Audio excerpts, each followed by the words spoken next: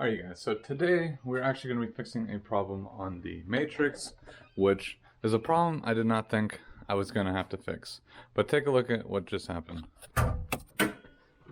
As I've been driving this car for the last couple of weeks, I noticed the other week that the air was getting a little warm.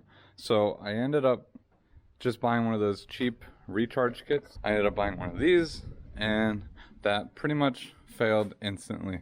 So I started making a video about that, and like 15 minutes later, I noticed a puddle was all on the ground, and pretty much all the refrigerant had leaked, and I kept hearing a little hissing noise because it was just slowly coming out of there. So what had happened, I was looking, I kept hearing, well, the leak was coming from around this area on the ground, and I kept looking around this area, and I don't know if you guys will be able to see, but there's a spot right here that has some like flex tape or duct tape or something, and you can see right next to it there is a rub spot. So I'm gonna assume that this hose was rubbing up against that, and they temporarily fixed it by putting some type of seal tape or something on the car. So today we're going to be replacing that whole thing, recharging the AC system,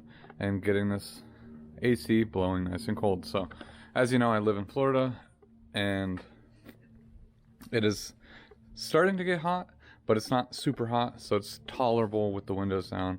But summer is approaching, and definitely going to be hitting temperatures of 90 to 100 degrees shortly. So let's dig in. We're going to replace that whole pipe. I ordered that, as well as I got all the equipment to pull the vacuum and recharge the system as well. So I do want to give a big shout out to VEVOR for supplying the vacuum pump and all the stuff I need to do this project, because otherwise I would not be able to do this stuff on my own. So, but today we're going to be using the vacuum, pulling out.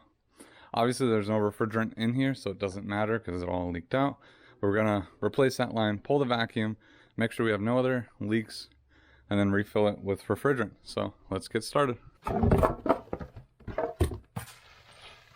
Alright, so looking at everything, it comes with the vacuum pump, some oil for the pump, and then all of the gauges for the high side, low side, as well as all the cables and connectors. So they make this pretty simple as a kit, so if you guys are interested, I will put links down below to everything for this. But as well as I picked up some R134A refrigerant. You can just buy that at Walmart. I did 20 bucks for 2 cans of that. Should be more than enough for this car. So let's go ahead. We're going to have to pop off the light, potentially the bumper, and then feed that line out of here and replace it. And my new line is right here. So anybody needing to replace this, there is the Toyota number. There is no aftermarket solution for that part, so had to order that straight from Toyota. It was a little over $100 depending on which Toyota you order it from. Some were like almost $300. That one was about $110, I believe, with shipping. So, but for now, we're going to want to take this out. We have to disconnect that connector. We have to replace this. This line goes all the way to the back over there to some other connector, and then down to the, I believe that is the condenser. So we'll have to just unbolt that and then undo that clip, and we should be good to go to take this out.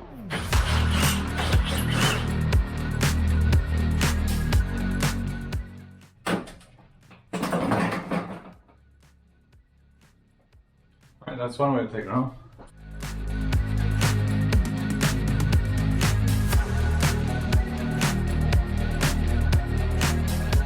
So now that I have the headlight out, you can actually see it's like there was some duct tape and some other tape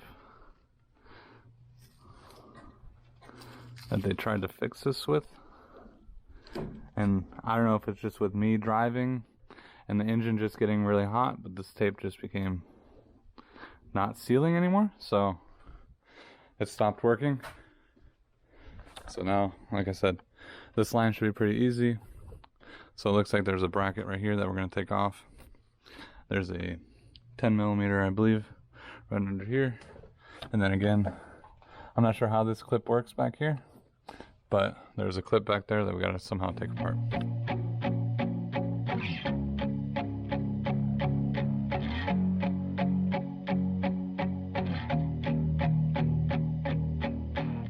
Just got this AC line out.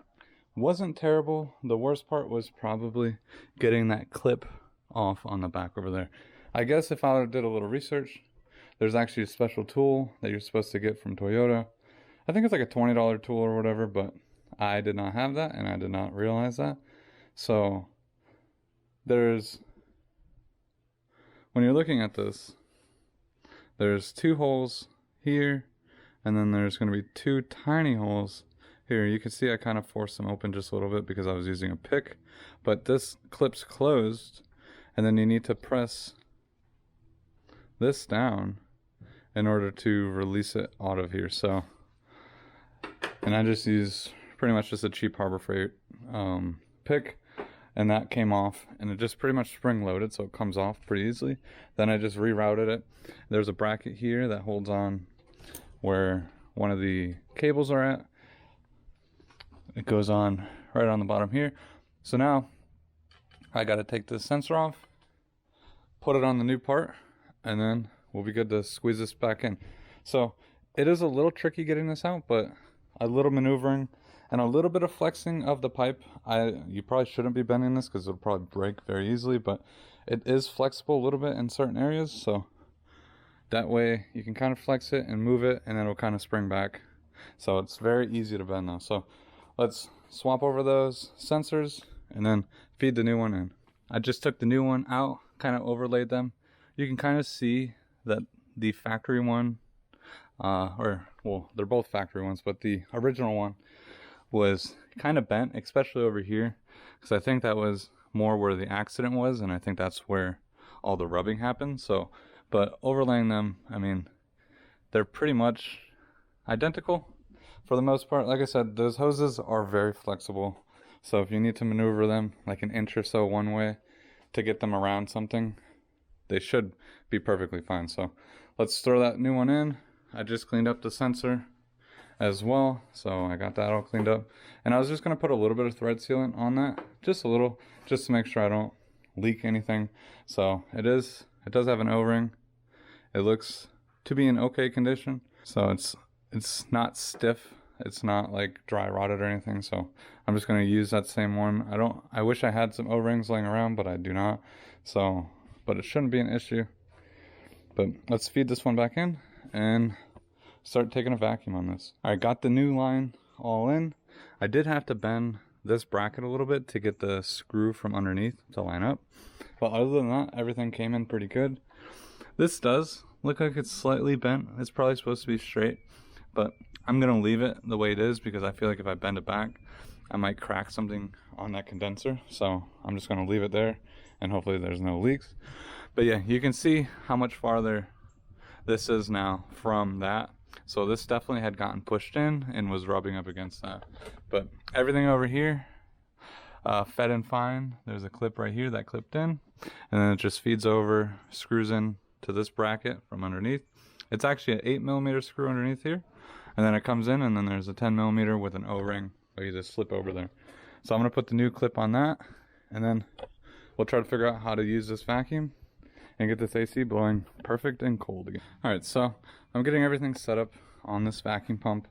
So pretty much kind of match all the colors together. Once it comes to these valves that go onto the actual AC lines, one is a high pressure, one is a low pressure. The low pressure will not fit on the high pressure side, and the high pressure side will not fit on the low. This one's too small to fit, and then this one is too big to fit. But these will just connect. You'll pull up, push down, and then they will snap on.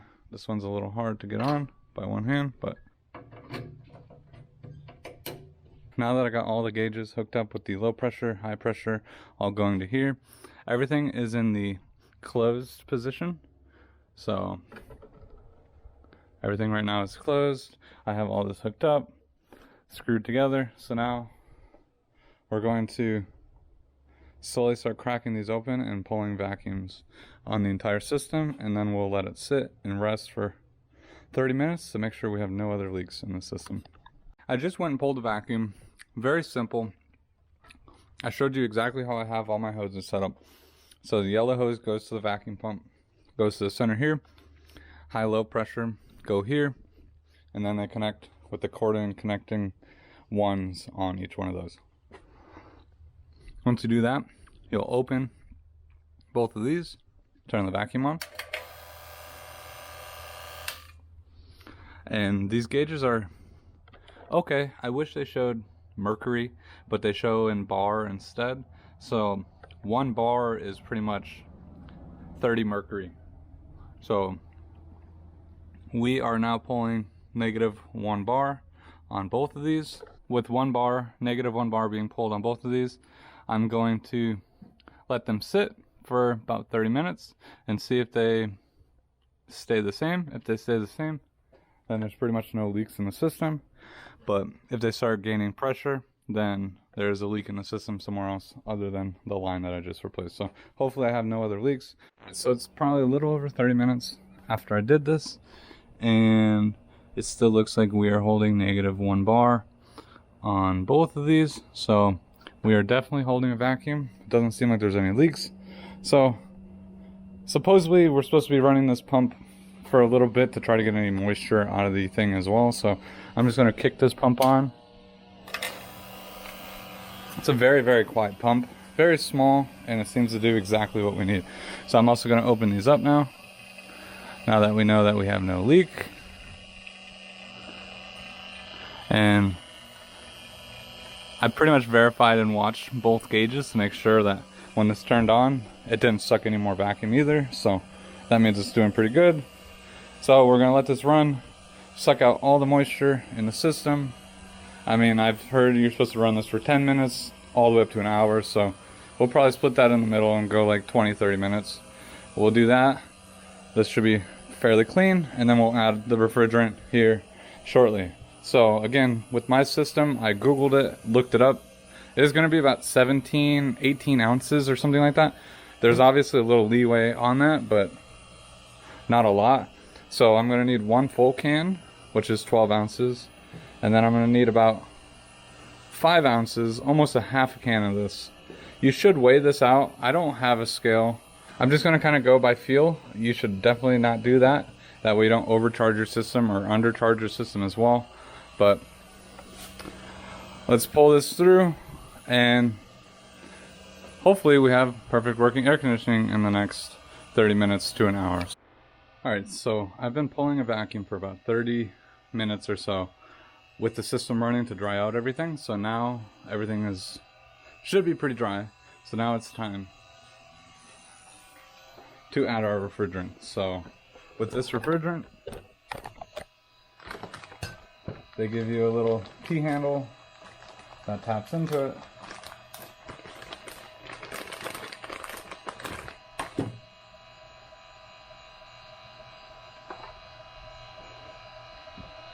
And this will screw in. So make sure this is unscrewed all the way first. And then screw this on.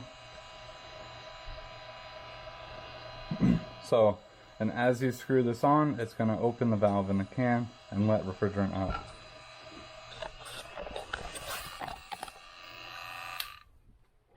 So stopping that. While that was running, I also pretty much cleaned up everything, put the bumper back on, put the headlight on. So, just to keep me occupied as that pump was running for 30 minutes or so. So with the vacuum off, these things are holding good. So we're going to close both valves. So that way we don't let any air into the system. So now both valves are closed. We can disconnect this one.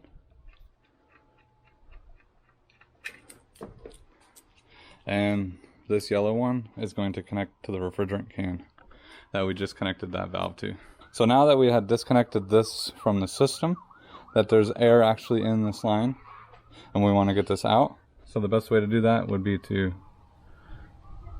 open this valve a little bit, So now there should be refrigerant in this line and air.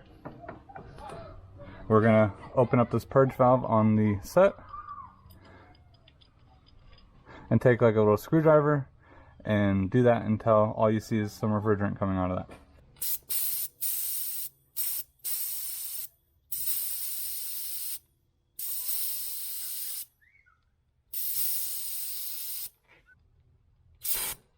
Alright, so there's refrigerant. There should be no air in this line. So let's start the engine. I'll put this cap back on. And then we will be ready to charge the system. So hopping in the car, we're going to start the car.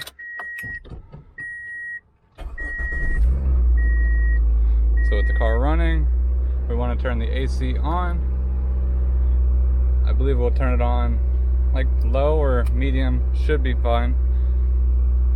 And now we're ready to start releasing the refrigerant in the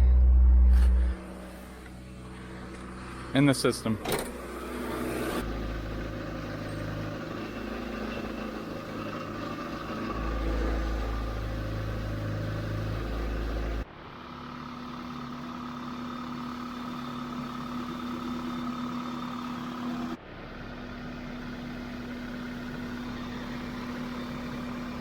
It's probably a little loud, the engine's a little loud, but I got everything disconnected. AC is blowing really cold inside, so that is good. But since I did not have a good way to actually measure how much I was putting in there, I decided to hook this gauge back up, and that way it tells me I'm pretty much at 30 to 40 psi, which is what you're looking for on the cold side. These gauges, like I said, they work, but everything's in bars, so it makes it a little bit more confusing to do that. But yeah, everything is looking good. I'm gonna go take the car for a drive, make sure everything's looking good, make sure there's no other leaks, and then we'll update from there. Alright you guys, so I just went on a few test drives. Everything is working good. Got ice cold AC, which is perfect for these Florida summers, which are coming up. But anyways, that's the wrap for this video.